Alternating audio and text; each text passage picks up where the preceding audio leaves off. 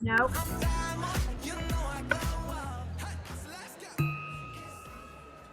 Could everyone please stand?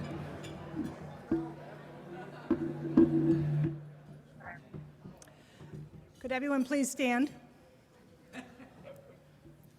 Good afternoon and welcome to the meeting of Rotary Club of Seattle number 4, named for being the 4th oldest club in the world and also one of the largest. I'm Beth Knox, your club president, and I want to acknowledge that we are convening this meeting today on the traditional land of the Coast Salish peoples. Now, we have a very special program for you today. It's our annual Diplomacy Day program that is curated by our club member, David Woodward.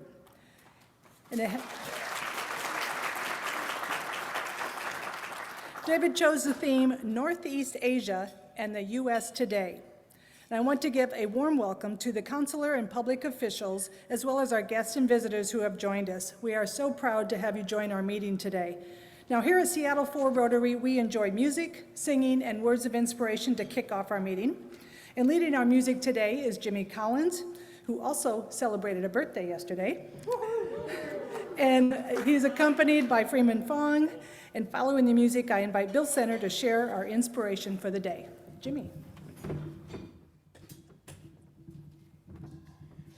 Thank you very much, Beth.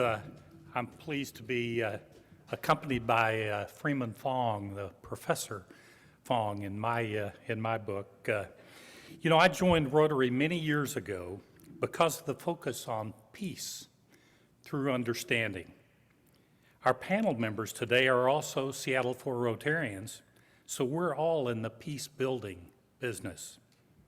In honor of the work that our diplomacy teams do for peace, we'll sing together, Let There Be Peace on Earth, an abridged version that I think you'll enjoy. Freeman?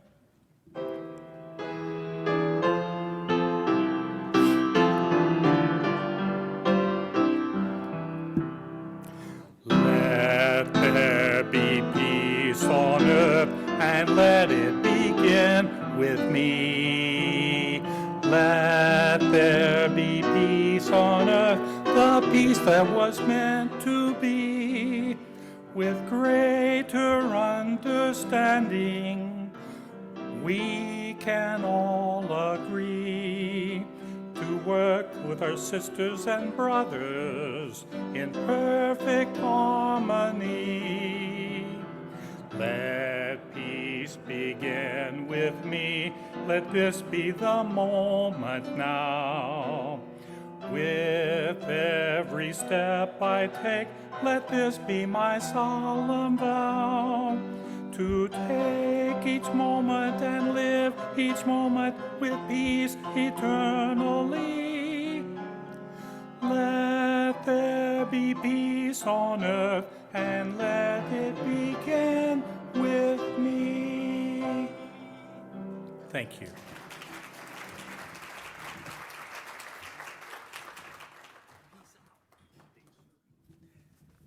Please be seated. Welcome to Diplomacy Day at Seattle 4. Diplomacy is hard. I speak from experience. Most of you know at least something of my naval career, but you may be surprised to learn that from 1991 to 1995, I served as a diplomat, our nation's senior military representative in a variety of important global negotiations, including our nuclear arms agreements with Russia and efforts to facilitate return of nuclear weapons from Ukraine to Russia. I can verify, as you may have read, the Ukrainians did say on many occasions, as soon as we send those missiles back, the Russians are going to invade. Well, it took some time. Diplomacy is hard. It involves compromise and trade-offs. It's time-consuming. It's filled with disappointment and near misses. It's one of the reasons why we have a diplomacy task force in our club.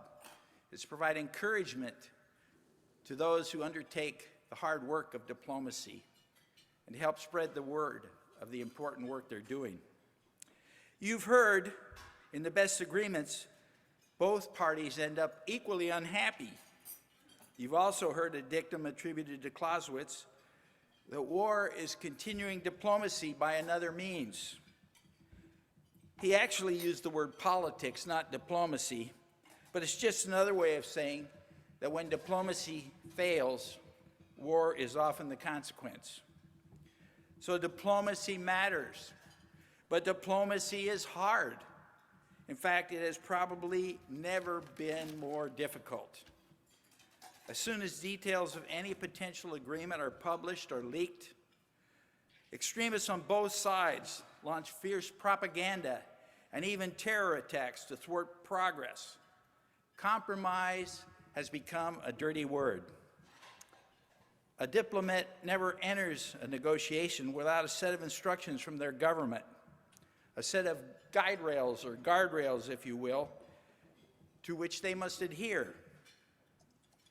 In my experience, the negotiations within our own government are usually more difficult and contentious than those around the international bargaining table. I'm sure that's even more true today. At this point, you're thinking, gosh, this is not a very inspirational inspiration. You're right. That's because I'm up here to applaud the truly inspirational people in the room today, the diplomats. They consider it a high privilege to do the difficult, often thankless and disappointing work of global diplomacy.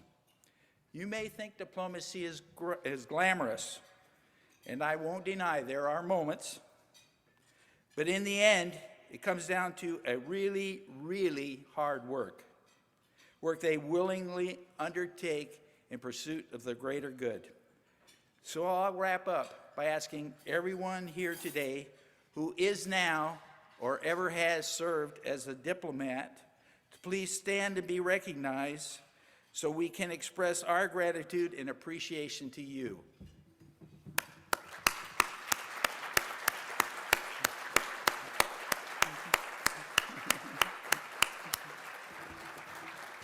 Thank you.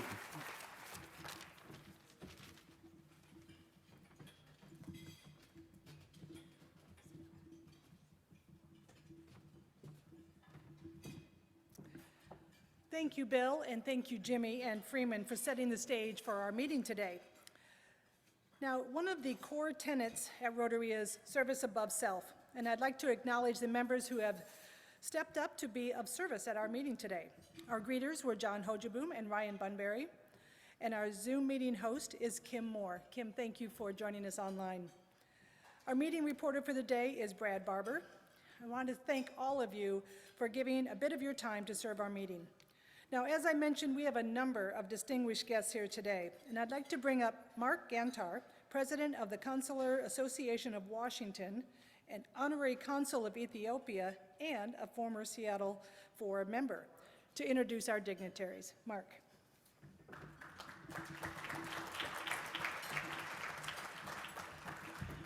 Hello, everyone. First off, I wanted to thank Seattle Rotary for putting on the Diplomacy Day. This is a wonderful event that we all appreciate very much. And in particular, we wanted to thank David Woodward for all the work he's done in putting this together. Yes, you get lots of clapping today. Just real briefly, I'm the president of the Consular Association. The Consular Association here in Washington has really been operational for almost 100 years. We've had a consular corps for many, many years. The Consular Association itself is comprised of the consular corps, foreign economic and cultural organizations here in Washington. We represent, we have members of about 50 countries that are part of the association, and we enjoy a lot of the political and things that we do here in the state in support of the countries that we represent. So what I'd like to do now is ask all of the consular officials to stand, and I'd like to acknowledge everyone. Yes. So I'll read off each one of your names, and after I read your name, you can sit down. General Consul Ms. Uji Seo from Korea. Yes. Mm-hmm. Ms. Nai Kwan. Ms. So Young Sim from Korea. Mr. Daniel Chen, Director General, Taiwan.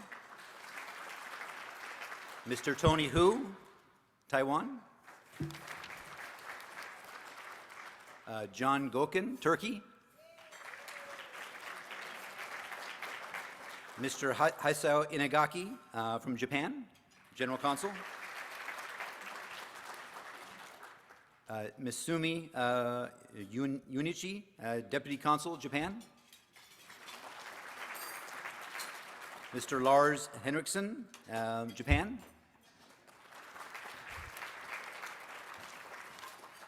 And we have Mr. Gerardo Vargas, Deputy Consul, Mexico. And we have Raymond Cannell from Jamaica. Thank you, everyone.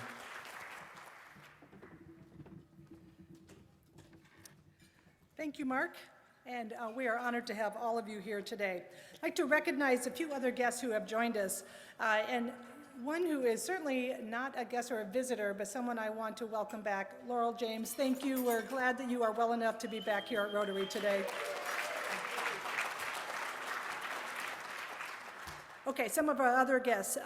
We have Nick Otness, who's a financial representative and interested as a prospective member.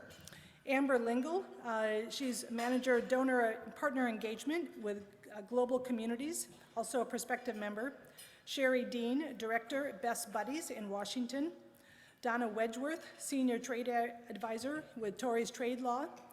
Alicia Gilson, president of ASL Logistics Worldwide. Wayne Gilson, COO of ASL Logistics Worldwide. Bryce Matusoka, Bellevue Rotary. Era Schrepfer, executive director of the Foundation for International Understanding Through Students. David Della, Seattle International District Rotary. And Rachel Barclay with Silicon Valley Rotary Club, guest of John Hojaboom. Could you all stand so we can recognize you?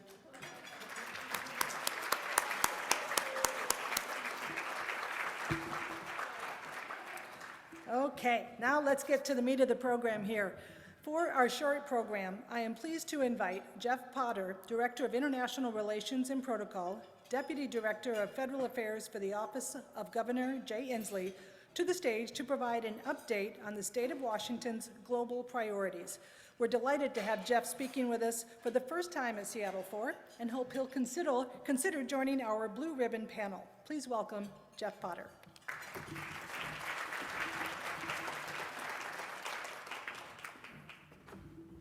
Good afternoon. Can you hear me okay? Excellent. Thank you. Thank you for that kind introduction, President Knox, and happy Diplomacy Day, everyone. It's a pleasure to have the opportunity to speak with you today, and I bring greetings from Governor Inslee. And on his behalf, I would like to thank Seattle Rotary for hosting, and a special thank you indeed to David Woodward for leading the planning for today's event.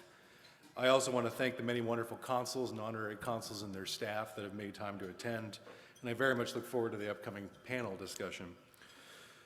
This is a time of tremendous opportunity for our community and for our state on the international stage, and I hope today to focus on what state government is doing and what we hope to do to meet the moment.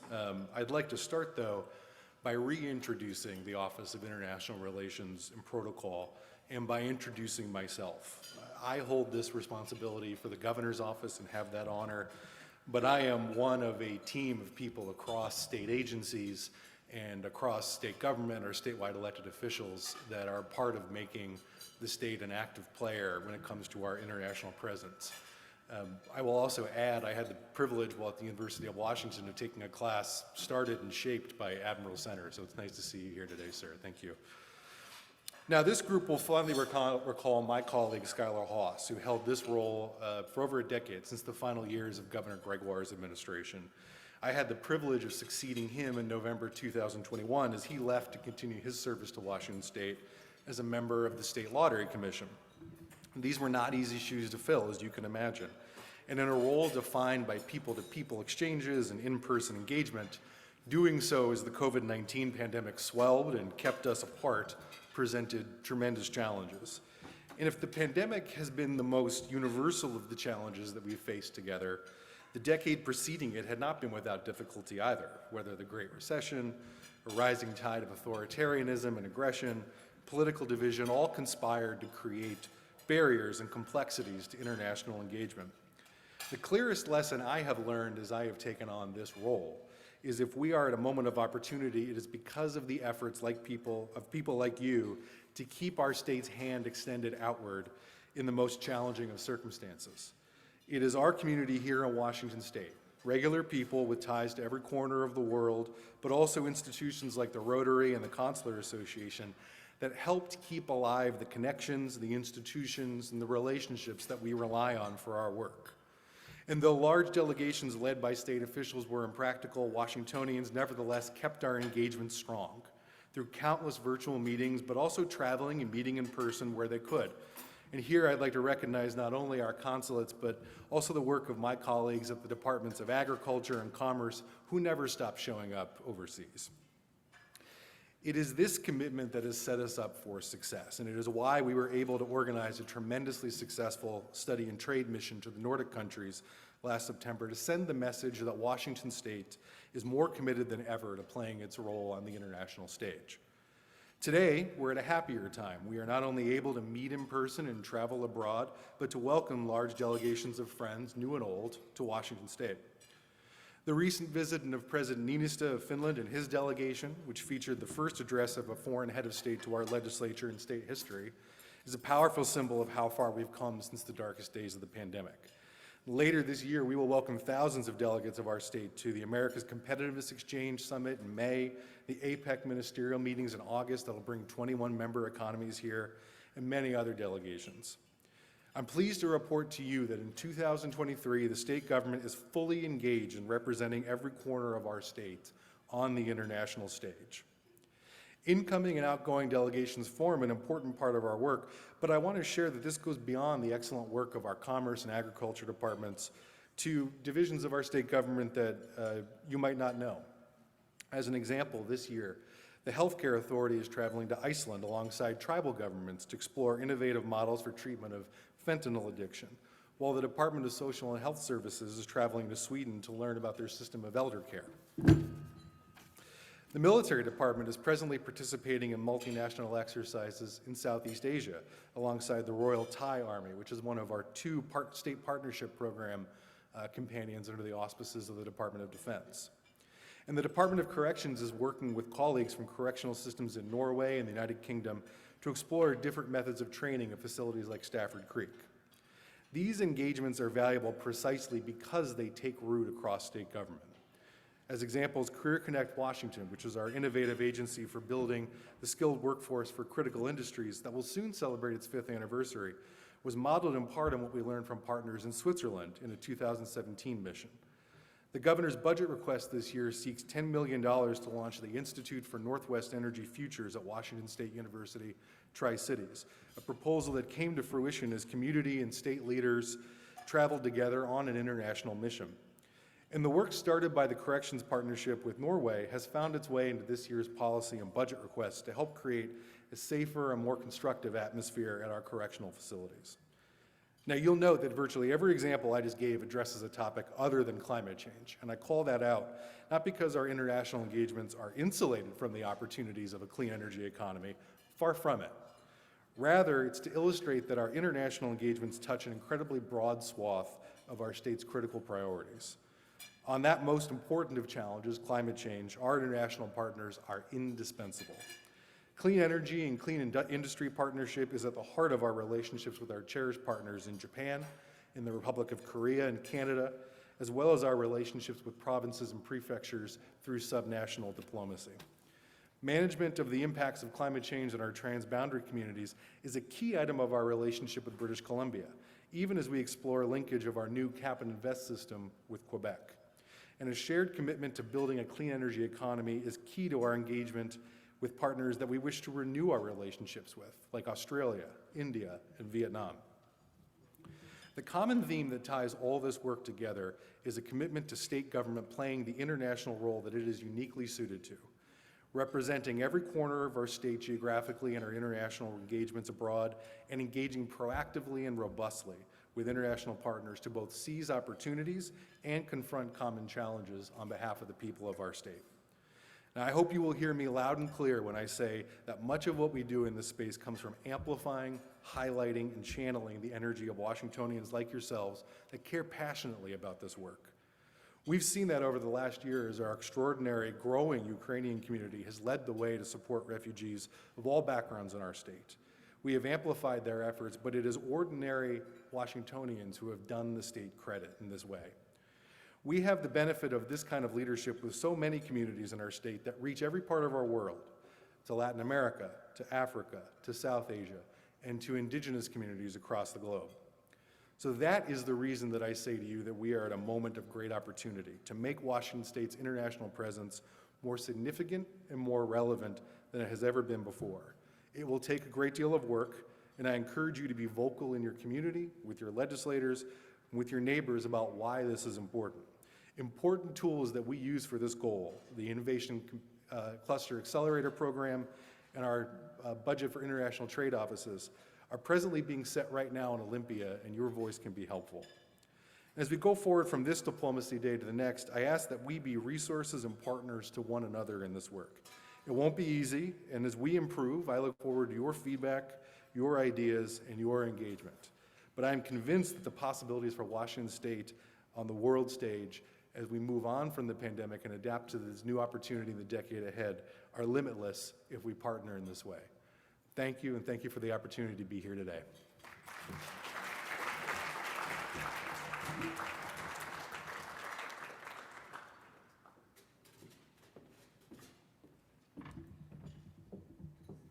Thank you, Jeff. Appreciate that update. Now we're going to move on to our main program, which will be moderated by Rotarian David Woodward. And we just wanted to also call out that, we have a really distinguished guest here and a lot of content. So we are going to fill the time with that content and not have questions at this point. I would like to just also say that David is the founder of the Diplomacy Roundtable and the Senior Advisor for Global Engagement with Seattle University. So please welcome David, who will introduce all of our guests. David. Hello, hello. Okay. I think we all have microphones. Did you all get your mics there? Do you have one? Okay, great. Thank you, Beth. Really appreciate everybody who came today. It's exciting to see friends from different organizations, Seattle International Affairs Advisory Board, and just across the greater Seattle. It's great and exciting. And also nice to meet some of the new consular people that are here. I just met a colleague in the Japanese consulate who speaks Persian better than I do, which is kind of a shocker. Junichi, we got together and it was pretty fun. So this is a great crowd, all of you out there. I heard so many of you say how excited you are about this kind of global topic, and it is important. So in any case, it's really a rare opportunity to have this particular panel. We haven't done it before, focused on Northeast Asia, with the three senior consular officials in the region, in the Northwest region, representing the countries of Northeast Asia. So and they're our own members, so this is a big deal. We're really, really privileged as a Rotary Club. I should also shout out to Bellevue Club of Rotary, which has its own diplomacy committee represented here and online, and they have joined in with us to promote diplomacy across the district. So it's really an honor to have you three today speaking with us. And I'm going to be very brief in my introductions of you so that you have plenty of time to make your remarks. Mr. Hisao Inagaki, to my right, was appointed as Consul General of Japan in Seattle in July 2020 and joined Seattle Rotary that year. Hisao has always been fascinated with artificial intelligence in particular and has played a key role in the Ministry of Foreign Affairs digital transformation process. In addition, Hisao has developed considerable expertise in Japan-U.S. bilateral relations, working for 10 years in the North American Bureau of the Ministry of Foreign Affairs, with separate postings in Boston, Washington, D.C., Chicago, and now Seattle. And I think he likes Seattle best, I'm just guessing. In our region, we all appreciate the contribution of the beautiful sakura trees in the Arboretum and elsewhere around our city at this time of year. I think Japan had something to do with that. So, Ms. Yoonji Seo, who is the most recent of the three to Seattle, was appointed Consul General of South Korea and Japan and joined our club in summer of 2022. Yoonji is the first woman to have this senior position within the Korean consulate in the history of Seattle. Kudos to you. Yoonji's career in the Foreign Service began when she joined the Ministry of Foreign Affairs in 1995 after earning her BA in Political Science and International Studies from the famed Yonsei University in Seoul, Korea. A few years later, Yoonji earned an MA in Political Science from Boston University. A few years later, in Geneva, Yoonji held the position of Minister Counselor, Korean Permanent Mission to the United Nations and other international organizations in Geneva, Switzerland. And Mr. Daniel Kuo-ching Chen was appointed Director General of the Taipei Economic and Cultural Office in Seattle in August 2020 and joined Seattle Rotary shortly after arriving for his second appointment with TICO in Seattle, now in the senior position. And I think we might have met back in the 20s and 2000s. As a result, Daniel knows our region very well and hit the ground running when he got here.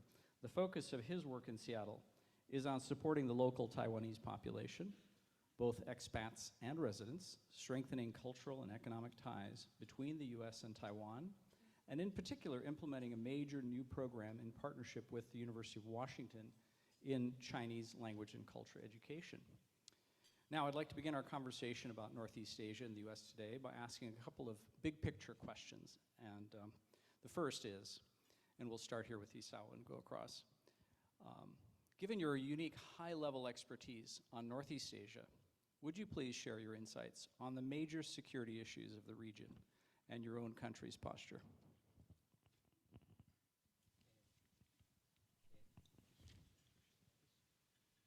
Hi. First of all, thank you very much for having me. Regarding the question, recently we have seen the norms for the post-war world, including the rule of law threatened by Russia's invasion of Ukraine and its attempts to change the status quo by force.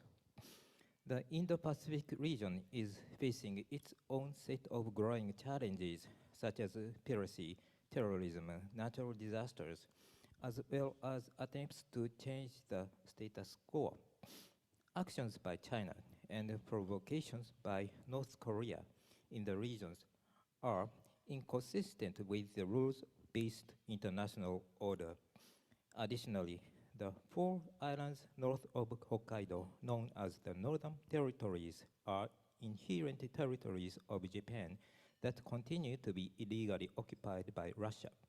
We have also seen many intrusions into Japan's airspace by Russian aircraft in recent years. As Russia's aggression against Ukraine continues, the Russian military is stepping up its activities in the Far East, including Japan's surroundings.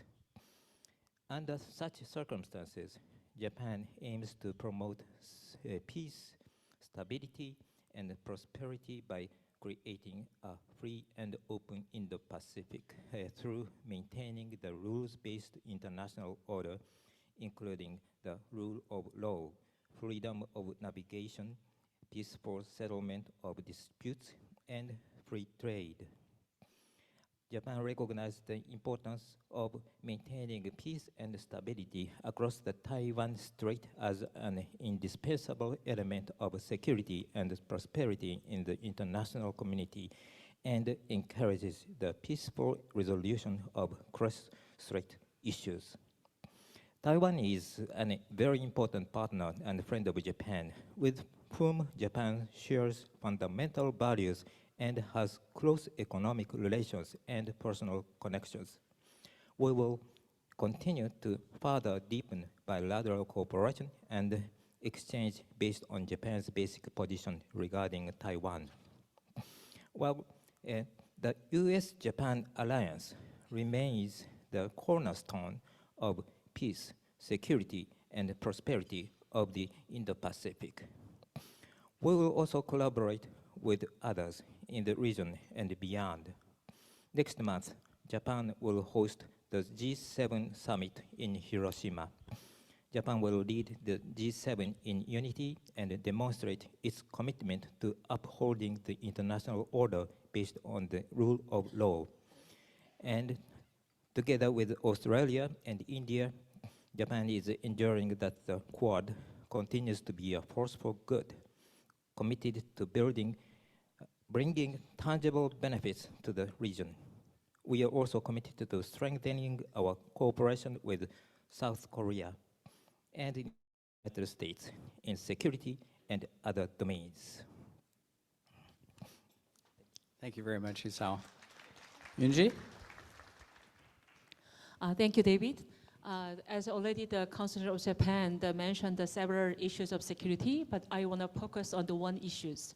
The most, the concerning security issues for Korea in Northeast Asia is a North Korean nuclear crisis. You may be aware that the North Korea launched a dozen missiles this year alone. And it is reported that the North Korea recently developed the solid fuel missiles and also the multiple independently targetable re-entry vehicles called MIRVs. Not to mention the lowered threshold for a preemptive strike. This has heightened the North Korean nuclear issues to the extremely dangerous level. If North Korean were to launch a solid fuel nuclear missiles, it may be difficult for South Korea and US to detect it, make it impossible to take a preventive action.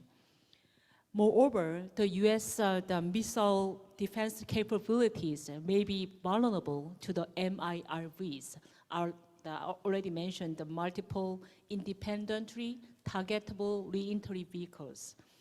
If the Hwasong-17, a North Korean ICBM, intercontinental ballistic missiles, were to acquire this capability, a simultaneous attack on Washington, D.C. and Manhattan would be possible.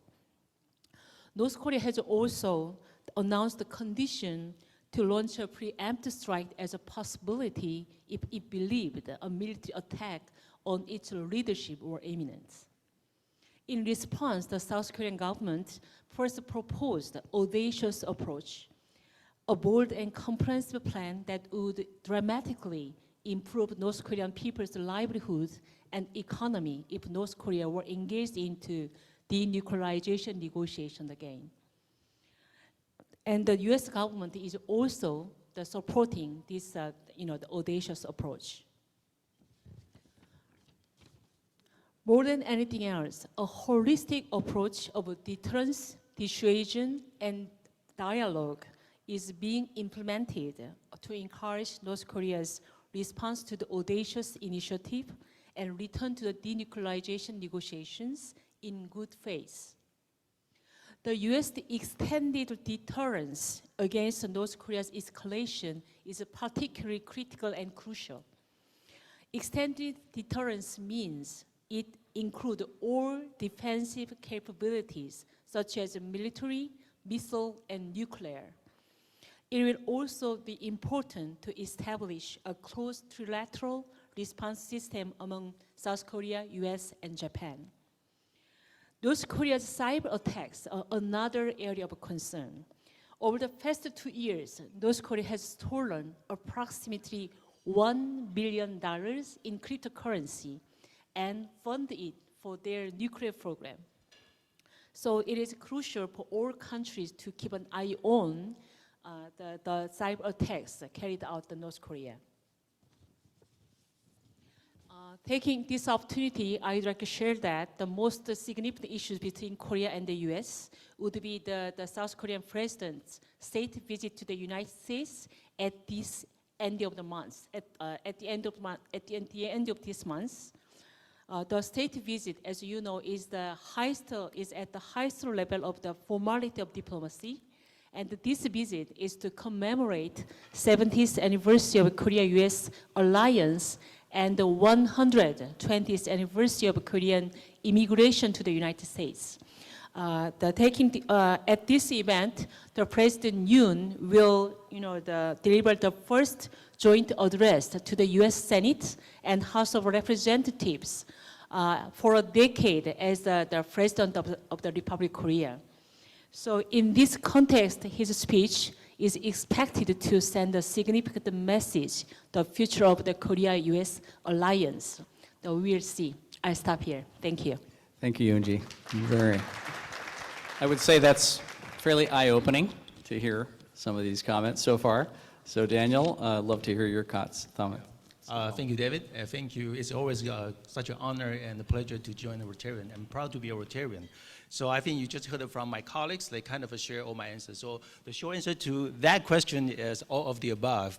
But on top of that, I just want to summarize what we've been facing, as being a Taiwan representative in this Northeast West region. I would say from the major threat Taiwan is facing right now will be mainly because of China. So diplomatically, our ally, like Honduras, just been poached by China a couple days ago.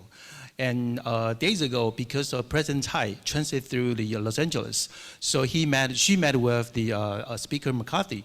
Then just days ago, we have about over 100 flights invading Taiwan's ADIZ, the Air Defense Identification Zone. And just one day, I remember the number is 91 flights into Taiwan ADIZ and 51 of the flights across the median line. So which kind of tried to intimidate and kind of scare out the people in Taiwan. So economically, we also face a threat from China that because some people, they may have a different opinion, so they say, yeah, we don't want to buy your special produce from certain countries as a way to punish some provinces, some counties in Taiwan. So they kind of keep on weaponizing their market as a weapon against Taiwan. So what we saw that is China keep on as a kind of challenging force, endanger the rule-based order set by our diplomatic allies, for the Western society. So it's really a kind of big threat to us. And on top of that, we also agree with our colleagues in Seoul that the North Korea can be also a very serious problem, because it's going to be very difficult for the U.S., to fight at the two theaters at the same time, and also it may trigger our cousin or our friend from the other side of Taiwan Strait to do something stupid, something reckless. So I would say, long story short, is that the concern we have is all of the above. But let me assure you that Taiwan is always kind of a reliable partner of the states, and we are concerned, but we are not afraid. We are prepared, but we are not scared. So that's our security. Thank you. Thank you, Daniel. I imagine everybody's going, well, now I need to hear another hour on this, but anyway, we're going to have to rush through. But I'm going to start with you, Daniel, this time on question 2, because it sort of follows on to what you were saying. What are the major economic development challenges and opportunities being addressed by your country within the context of its relationship with the U.S. and Washington State? So we're sort of bringing it a little closer into our Northwest region's interests, if you will. And let's start with you, Daniel. Yeah, thank you, David. That was a very quick, interesting question. I would say that the challenges will happen to be the opportunities. A long story short is that the international trade agreement coverage rate of Taiwan compared to my colleagues in Seoul and from Tokyo is comparatively low. So we have a very limited number of the trade treaty like a BFA with other countries in the world. So I think that there's a big obstacle for Taiwan, especially to our economy. So I would say the bilateral trade agreement with the states is the foremost priority for Taiwan.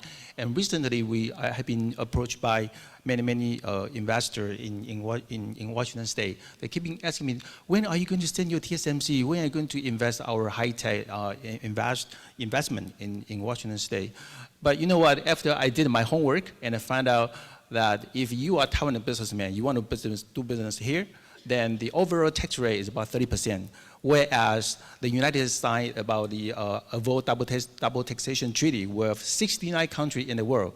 The overall rate for them is about 10%. So it's kind of very difficult for Taiwanese high tech to invest in the States. So I think my colleagues in Washington, D.C. already start approaching the parties concerned, help to encourage more Taiwan businessmen to be here. As the state level for Washington State, my office has identified the high tech, like beyond 5G, the 6G communication technology, or the low Earth orbit satellite. And so we will target these two areas as our major investment to the Washington State for the next years to come. And also, just like you just mentioned, that my office, we have been donating about $1.8 million to University of Washington State just to encourage the more Taiwan study. And as we are doing more exchange, we also help with the Washington State with the Chinese education program, since the Chinese, the Confucius Institute has been kicking out from most of the state, and we are glad to help the state to boost your education for Mandarin. I will say they were my priorities. Thank you. That's really interesting. I don't know that we're all aware of your involvement here in the educational side of things as well. So, Yunji, would you like to follow up on that? Yeah. Recently, the Korean government released the new Indo-Pacific strategy. Under the vision of freedom, peace, and prosperity, the strategy is based on trust, inclusion, and reciprocity. As far as the U.S. is concerned, it aims to develop the 70-year ROK-US Security Alliance in the global comprehensive strategic alliance. In relation to South Korea's Indo-Pacific region, there are 9 key priorities, 2 of which are directly relevant to the Washington State. The first is cooperation in science and technology and bridging the digital gap, and second is a partnership in climate change and energy security, as Jeffrey Potter mentioned a lot in his speech. Washington State is a home to leading companies in advanced science and technology, and Korea is also global leader in science and technological innovation. I'm going to give you a very interesting number about South Korea. Korea is the world's 5th largest automobile producer, including electronic vehicles, the world's 4th largest coronavirus vaccine exporter and patent applicants, and ranked 3rd in manufacturing competitiveness and UN e-governance rankings. It has the world's 2nd largest semiconductor market share and has been ranked first in industrial robot utilization and the Bloomberg Innovation Index for 2 years in a row. So therefore, Korea and the Washington State can, the cooperation in the advanced science technology, such as semiconductors, artificial intelligence, quantum computers, advanced bio, next generation communication, and space. This will enable us to develop a wide range of cooperation in building the new system of a global supply chain. In regard to climate change and energy security, Korea and Washington State can strengthen cooperation for the expansion of the clean energy towards decarbonization and development of the green hydrogen economy. In particular, the Port of Seattle and Port of Busan, the biggest in Korea, has agreed to establish green shipping corridors to move ships to and from the ports without emitting the carbon dioxide.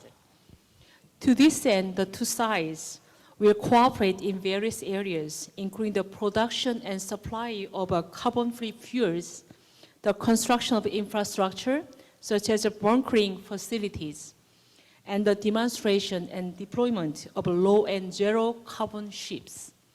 In addition, the state of Washington is requesting interest from Korean companies in one of its key sectors, which is the marine industry. Meanwhile, I'd like to share that the latest focus of the Korean government is to bring 2030 Expo to Busan.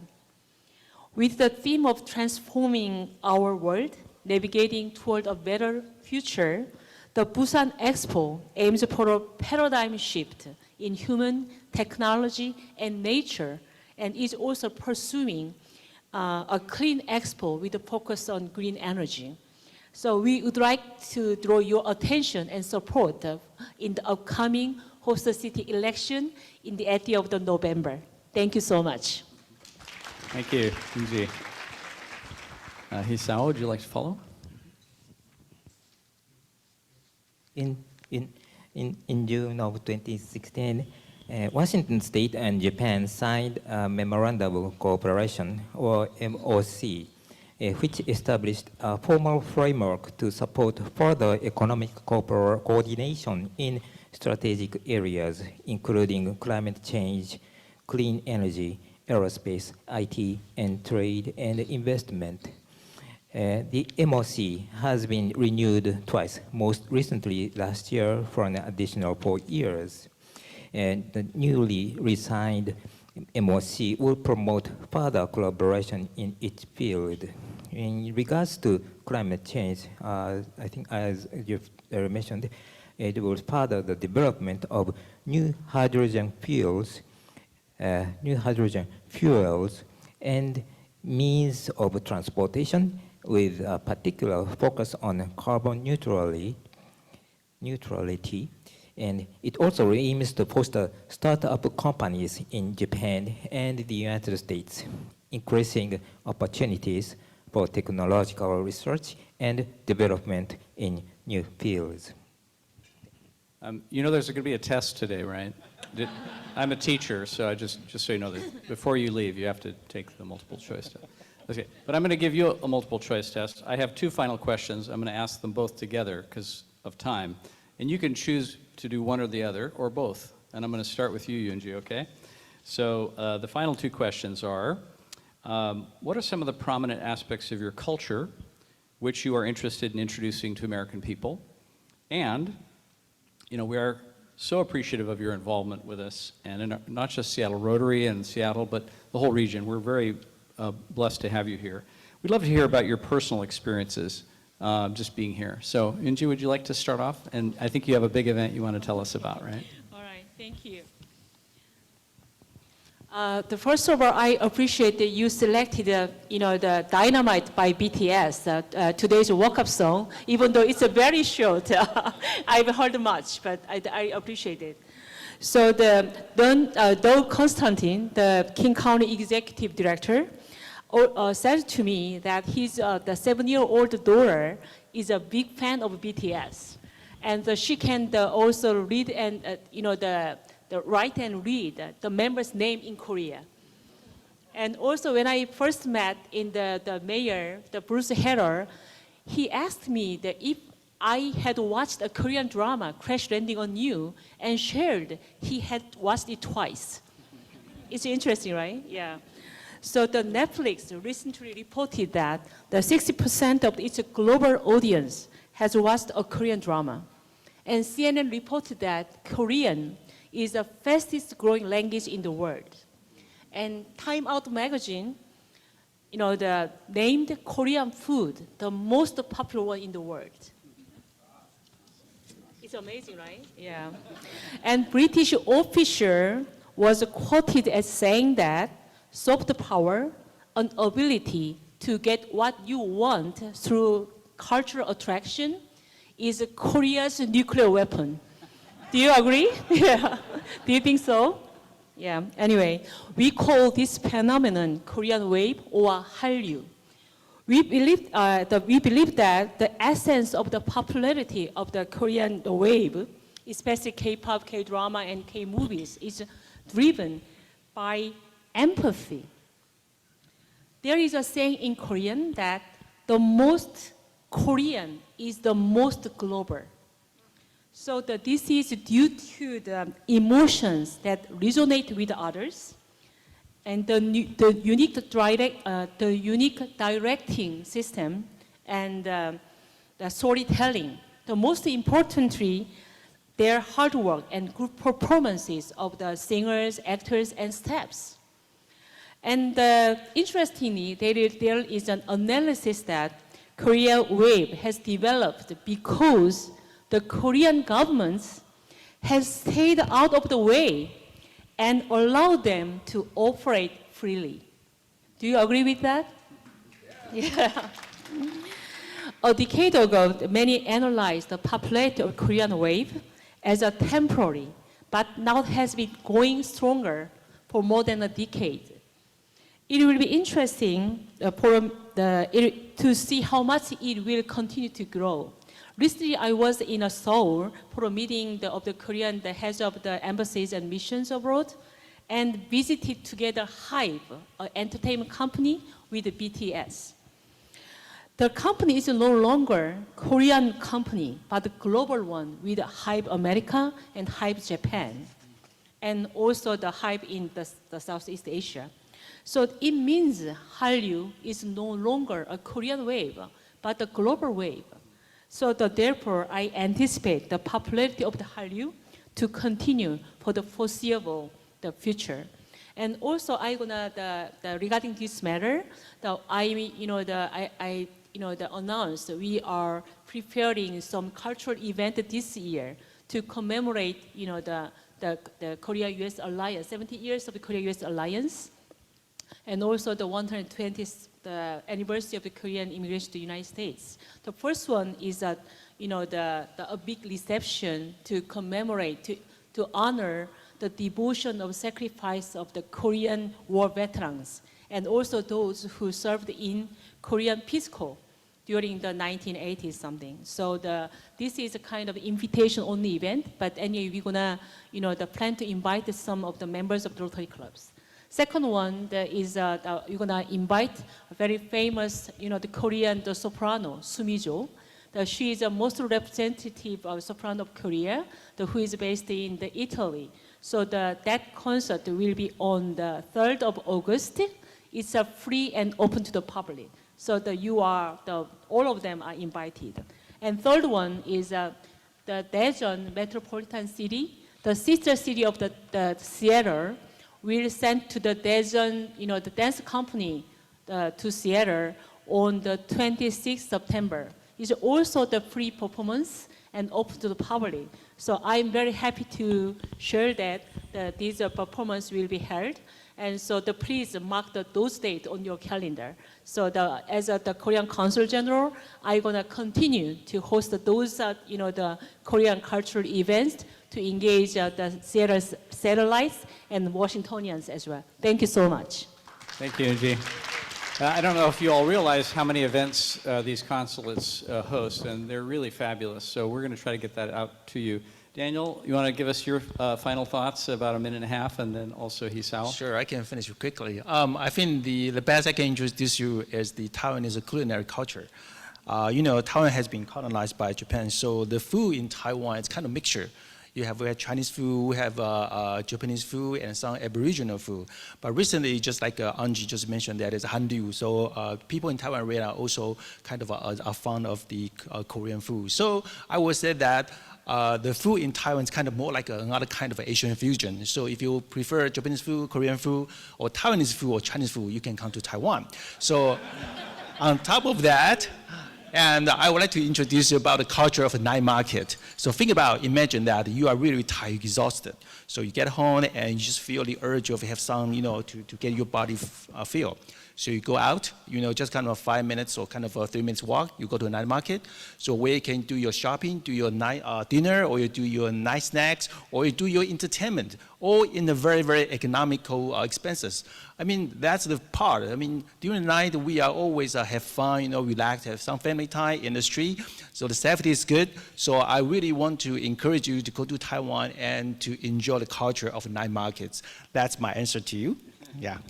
What about you've been in Seattle twice now. Anything stand out in your experience? Yeah, I was here from 03 to 09. Back then, I was kind of junior officer. So I witnessed the growth, the really growth of Seattle. We used to be, I say we, because I treat myself as a Seattleite. So we used to drive very carefully and very politely. And we used to have a lot of affordable housing.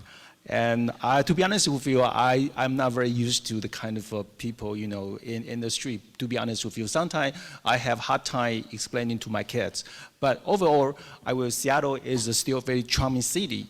But that being said, I say some people here, they still enjoy the kind of a small town atmosphere. So they prefer, no, we don't want to change. We like Seattle the best. But as a diplomat residing here in Seattle, as a second timer, I do encourage that Seattle can be more internationalized. I mean, economically, you are the ninth largest city in the United States. Your GDP is probably one of the highest. Even albeit Philadelphia, even albeit Atlanta. So we should be proud of it. But as regard to be more internationalized, I think we should do more to attract more people from all over the world to enjoy the Seattle. You know, let Seattle be really emerald and be cherished by other people. That's my wish. Thank you so much. And Hisao, a final comment. We just are wrapping up now, so. The largest Japanese pop culture event in the region, Sakuracon, was held last weekend for 3 days, and tens of thousands of people gathered at the Seattle Convention Center. And this weekend, the Seattle Cherry Blossom Japanese Culture Festival will take place at the Seattle Center. The festival will feature the exhibition Manga Hokusai Manga, which explores how the works of the famous painter and printmaker Katsushika Hokusai have influenced contemporary Japanese comics or manga. Yes, and my personal experience at the Seattle. Do we have time more to speak? Well, I promise you, we're going to have you come back and say a few words about your personal experience. Okay. I'm going to give you time to do that because you've been such a great friend of ours. And so we want to hear more about this later, and I don't want to rush you. So Beth probably should wrap it up, is that right? Okay. Thank you all so much. It's been wonderful. Thank you.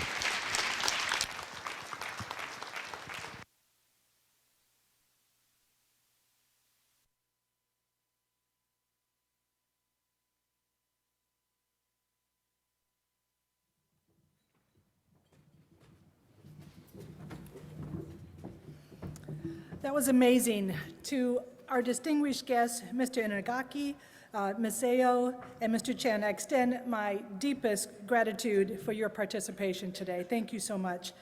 And I would like all of our distinguished guests who are here with us today, all of the representatives from the consulates, if you would please come up after the meeting. I would like to do one large group photo. And thank you, David, also for your leadership and inspiring work in diplomacy. Now, the mission of Rotary Club of Seattle is to create strong relationships, increase understanding, and serve critical community needs. The Diplomacy Roundtable is an important extension of those values. Now, clearly, people are eager to return to social connections as we've had a phenomenal turnout from members for the events that our membership committee has created, led by the wonderful John Steckler. Now, we have a combination of fun social events and and opportunities that fill Rotary's love for giving back to the community. Now, note that the member contacts on the screen, I think we have them on the screen, but also please go to seattlerotary.org for all the details about the events that are coming up. I'm just going to name these off very quickly. April 15, we have the Rotary Boys and Girls Club Maintenance Day. April 17 is a networking event with Nicole Klein at the bar at the Westin Hotel. Right downstairs. On April 22nd, we have a great recycling event of lithium-ion batteries at the Bellevue Downtown Park. And on the 22nd of April, you can walk, learn, and socialize with the Peace Builders Committee at the Duwamish Longhouse and Cultural Center. And last, one of the things we're all looking forward to, April 29, the Theo's Chocolate Tour Experience. There is limited space available, so be sure to sign up for that tour as soon as you can. Now, we have another fantastic program for you next week, where you will hear from your Washington State Treasurer, Mike Pellicciati, and the week after that will be on Zoom only. And we'll be hearing from Tom Maceros on the art of nonprofit giving, another great program for our philanthropic Rotarians. Now, for all of our guests here, I'd like to end our meeting with a sports report here in Seattle, so I'll give you some highlights. I'm going to start off with the less cheery news. The Seattle Mariners are having a rough start to their season, having lost last night to Chicago after blowing a 7-run lead. But as I remind my husband, the Mariners have only played 12 of their 162 games, so let's give them a moment. The team does have, right, Bill? 5-1 in the middle of the 8th inning over the Cubbies. There you go, 5-8. Go Mariners. We remain ever hopeful. They certainly do have all the right elements in place and the skills to get back on track. Now, our Major League Soccer men's team, the Seattle Sounders, are in first place in the Western Conference with a 5-1 record. Our National Women's Soccer League team, the OL Reign, played their home opener on Saturday night at Lumen Field. Our Kraken had 5 consecutive wins. They did lose last night to the Golden Knights, but most importantly, they have secured a spot in the Stanley Cup playoffs after only being in their second year in the NHL. So the results of the next few games will determine when and who they will play in the postseason, so stay tuned for that. But we will be lighting up the city. All of our iconic buildings and venues will be lighting up in support of the Kraken on both next Monday and Friday of next week.